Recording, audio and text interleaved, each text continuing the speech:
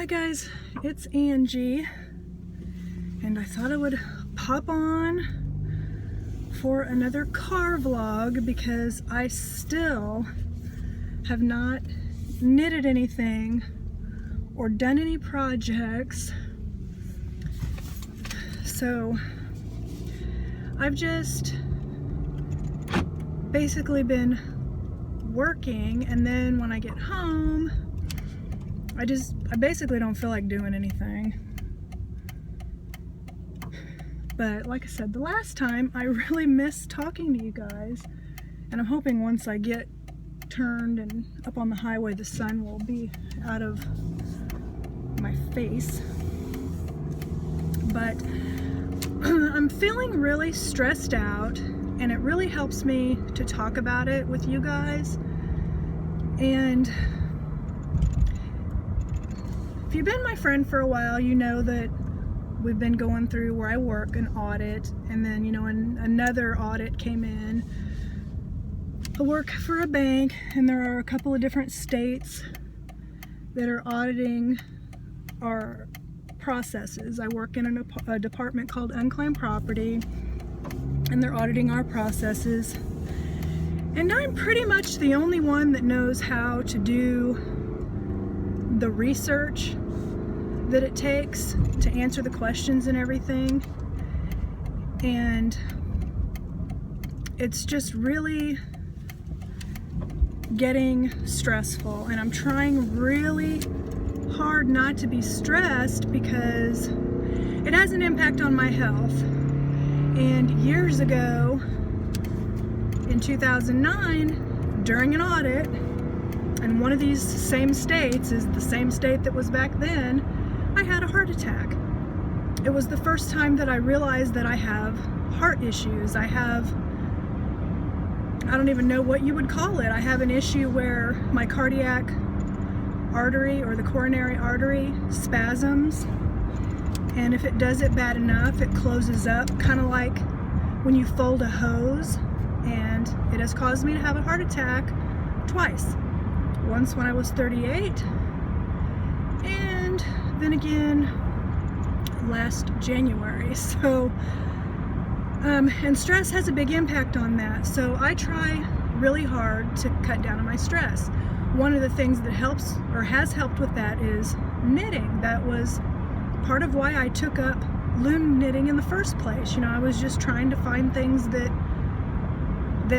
could help reduce stress. And it's kind of funny because I was doing a search on Amazon, and I came across like adult coloring books, and this was years ago, like in 2009. And while I was searching like that kind of thing, which I don't talk about my coloring very often, but I have quite a collection, and I've kind of even gotten away from that. But anyway, when I was searching, somehow I came across looms. I came across like the Nifty Knitter round loom, and I thought, well, I wonder what you do with that. And I got online and looked up, and that was even before I discovered YouTube and realized, what kind of doors and worlds were opened with YouTube. I didn't discover the looms in 2009, I discovered the coloring books, and then years later, whenever I was looking up coloring books, is when it recommended the looms. So that's how I got into the looms. But anyway, I'm finding myself getting really stressed because there's a lot of accounts to research. They put a little bit of pressure on you for how fast you can get stuff done, and then you might think you're done with something, but then they come back with more questions, so you feel like you're never really done with something. They'll send a file, you do all the research, send it back, you think you're done, and then they come back with more questions.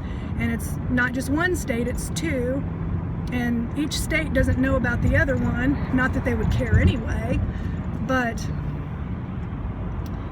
I've been putting in some overtime, and I've been being really careful about that, trying to stick to 1 or 2 hours a day, nothing extreme, because I don't know, I can feel it affecting me. And now there's going to be another just huge file that's going to be sent that we have to start on Well, now the rest of my team, they want them to get involved. They're going to make overtime mandatory, which I think is a horrible thing. I hate it when places do that. But the reason they had to do it is because nobody wants to work the overtime. I don't understand why they don't think about the extra money, you know, at least an hour a day, you know. I don't know. I don't get it. But anyway, so since nobody is volunteering to do it, they're going to make it mandatory.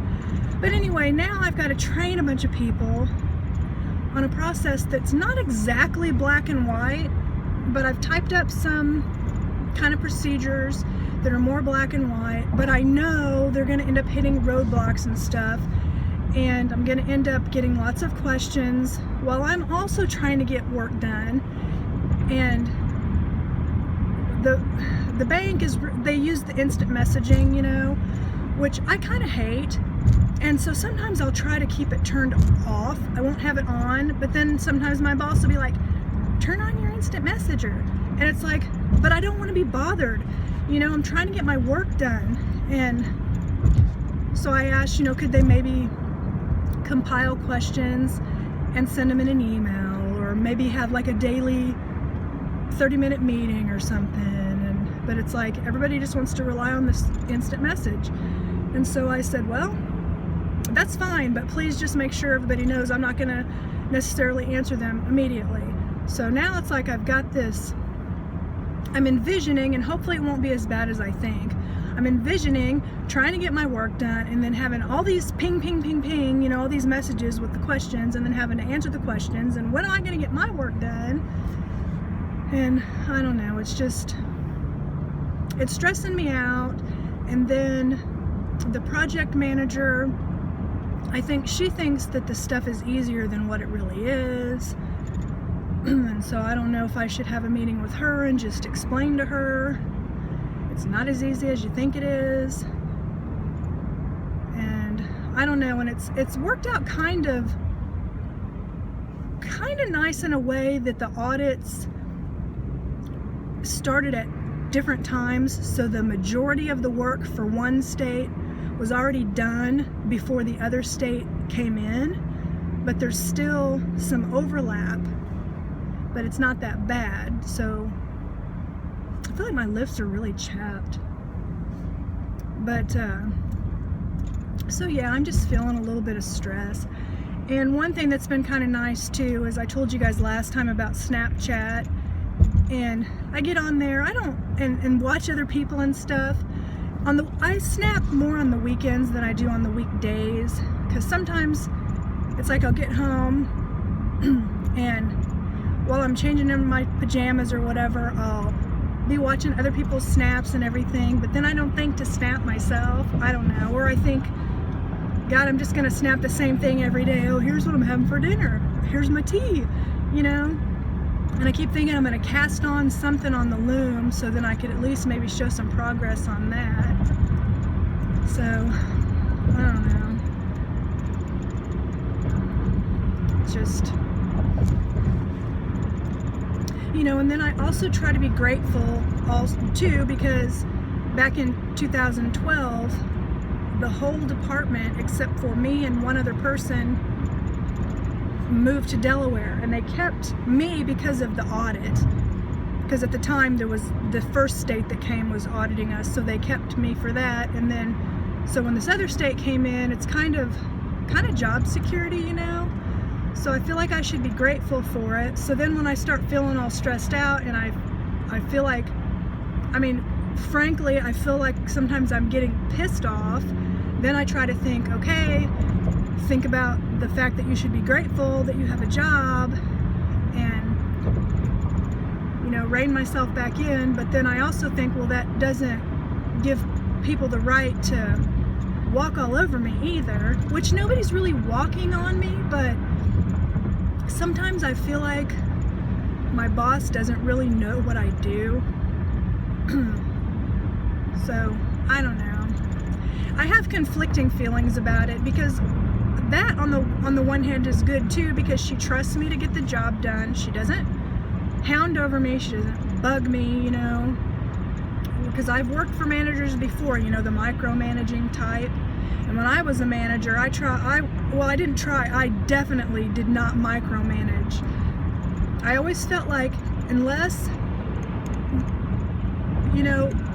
my associate gave me a reason to have to micromanage them or not trust them, I automatically was going to trust them. And and I only had one employee in all the years I managed that I had issues with, and that was because she had an issue with attendance.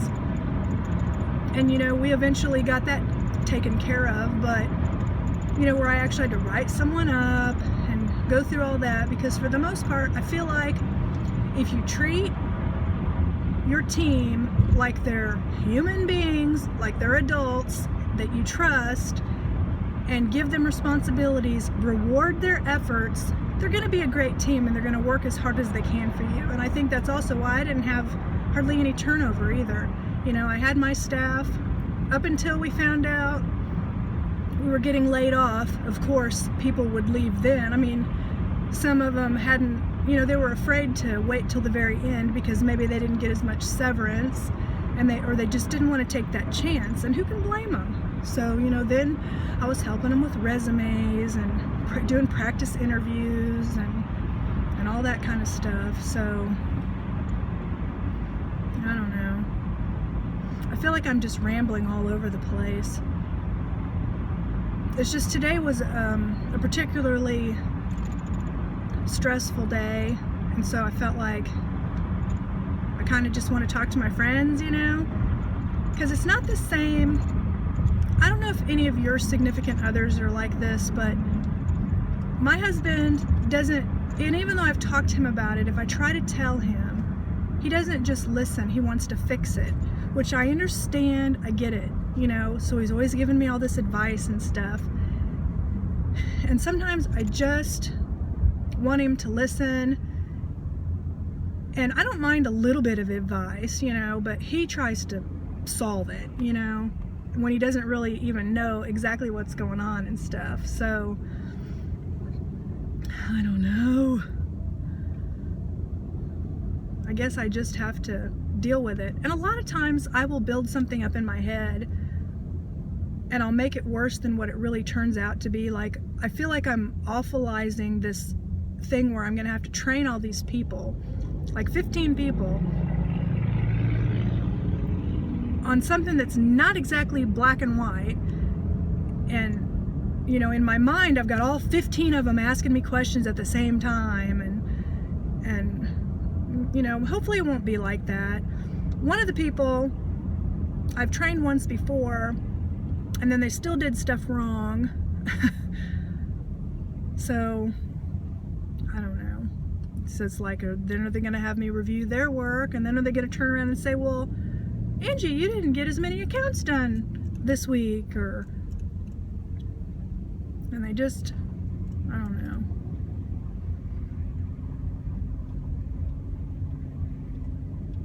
There's an emergency vehicle up here, and you're supposed to go slow or pull over, and I can only go slow because there's too many cars. I can't. It's like a police van and like a car, so I don't know if the cars broke down or if the person did something they shouldn't have or what.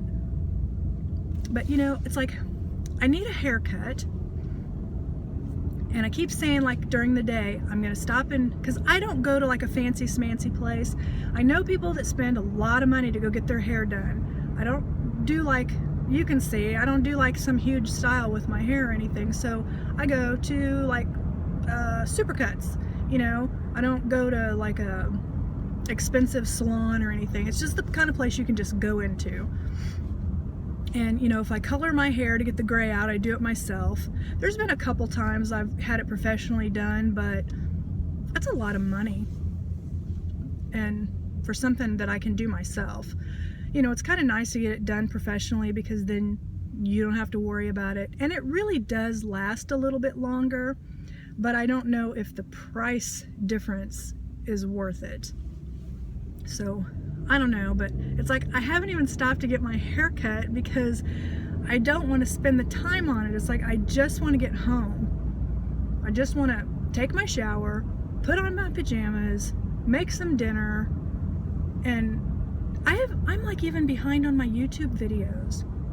One thing I do that has helped is I watch YouTube videos while I'm getting ready in the morning on my phone. But some of the people I follow keep making videos that are so long that I can only watch one, you know what I mean? So, and not that I have a problem with that, because usually the people that make the longer videos are the ones I like. I can't watch the ones that are like over an hour, but if they're like a half hour or something, I can watch that while I'm getting ready. So I'm watching like my friends' videos, but I'm not watching the ones, some of the, like Watch Mojo. I like a lot of their little list videos, and Good Mythical Morning. There's some that I used to watch every day that I have not watched in a really long time, because I would rather watch my friends, but some of my friends are making their videos longer, so I don't know. But I used to watch YouTube videos in the evenings while I knitted, but lately I've just been kind of watching television with my husband, and just haven't really felt like knitting as much, although that helps me get rid of stress. So I don't know, I feel like I'm just a giant contradiction. But it's like today I was gonna leave on time, and I ended up leaving an hour later, unplanned, because I ended up having to talk about this audit with somebody else for an hour, because there was some other issues that had come up, and since they think I know everything, which I don't know. It feels good to be needed, but it's a pressure, there's pressure with that too. Now I'm sure you're bored out of your ever-living mind listening to Angie gripe. But I do feel better, So I appreciate you being a sounding board, and I'll do a pitch for Snapchat again. If any of you Snapchat and you friend me, if you friend me or like add me, I'm Wildfire Angie, and I will add you back. Even if you don't do videos, that's fine. But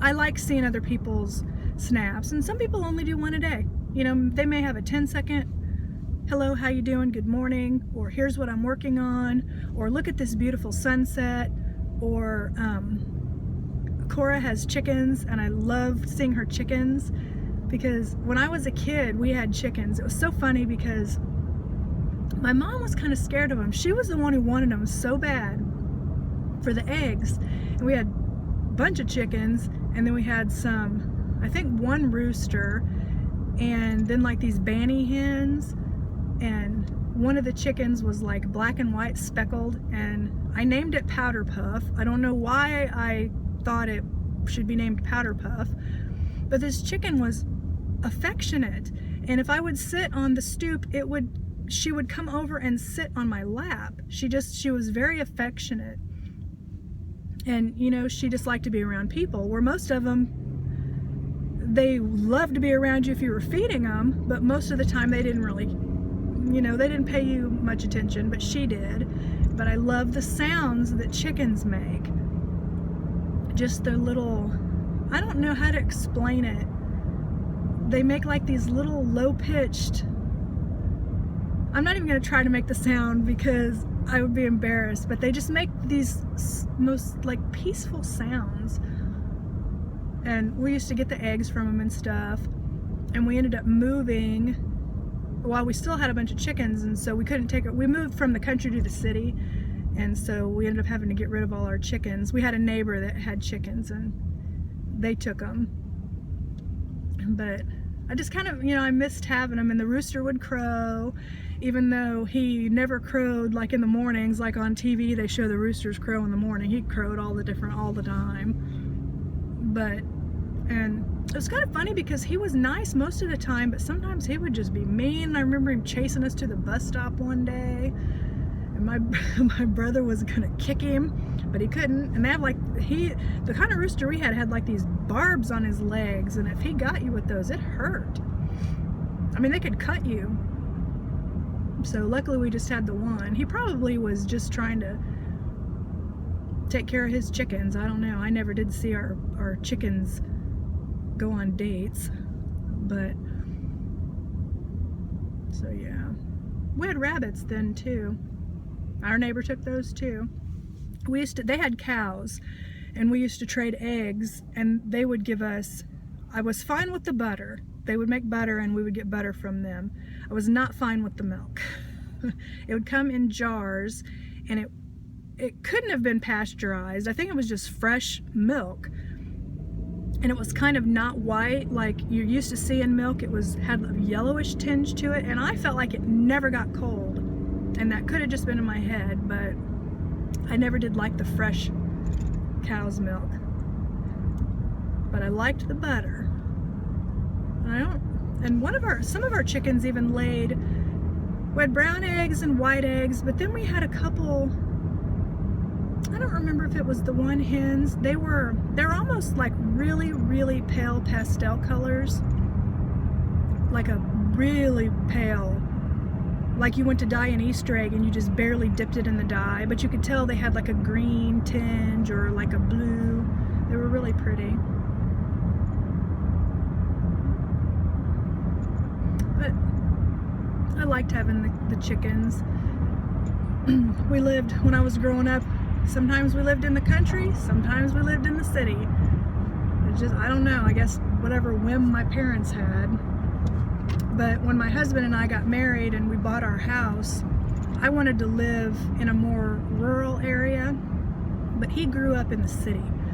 And so we live in a suburb, so we're not like in the big city, we're in a smaller town, but it's not the country at all. It's a neighborhood with neighbors, and one of them I've told you guys before I can't stand because she treats her animals bad.